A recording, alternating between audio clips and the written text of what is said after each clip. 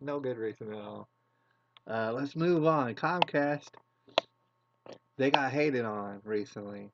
Comcast, that's that internet provider, and they provide television. They got hated on. And the reason being is because apparently they started refusing. They actually refused and canceled some appointments uh, to go fix the internet and the television over on Chicago's South Side. Now, before I even start, I'm not from Illinois. I've never been to Illinois, all right? But I can tell you this for a fact. I can guarantee you this. The last place you ever want to be, especially if you're a white person, but also if you're a black person or a person in general, is the South Side of Chicago. Why? Because it's a murder factory. And if you have anything that's of any sort of value, that's going to get robbed from you as you're being raped and murdered. All right, so let's get into this.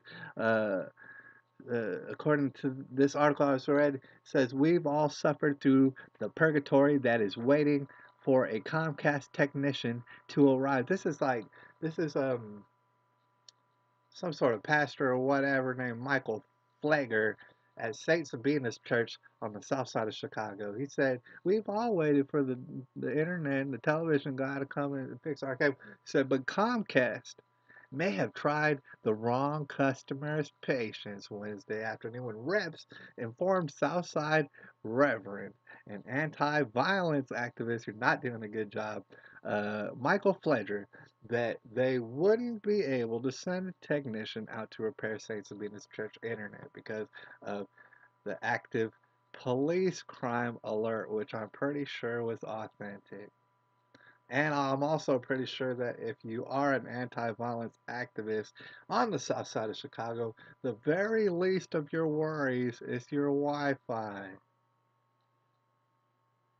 All right. A supervisor at Comcast just informed us. This is actually it's like a tweet or something that Michael Fletcher put out. He said a supervisor at Comcast just informed us that they couldn't send their technicians out to repair our internet service today for fear that they would be murdered and robbed. Because our area has too much violence. And then he said, are you kidding me? You don't want to get murdered and robbed and then murdered again because we want some sort of internet connection? Oh, hell no. And afterwards, when Comcast finally said, you know what, we got to save face and we got to send people out there, I don't know, strap them up or something, it's going to be dangerous. They finally sent out people because this person needed their internet so bad on the south side of Chicago, also uh, named Chirac for good reason. Said, well, guess what? After Facebook goes off and calls the media because they needed their little authorities to come make sure that things were done for them.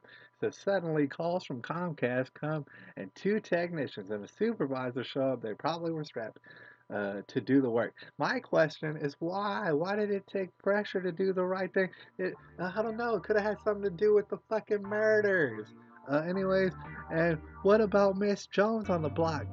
That is treated like that.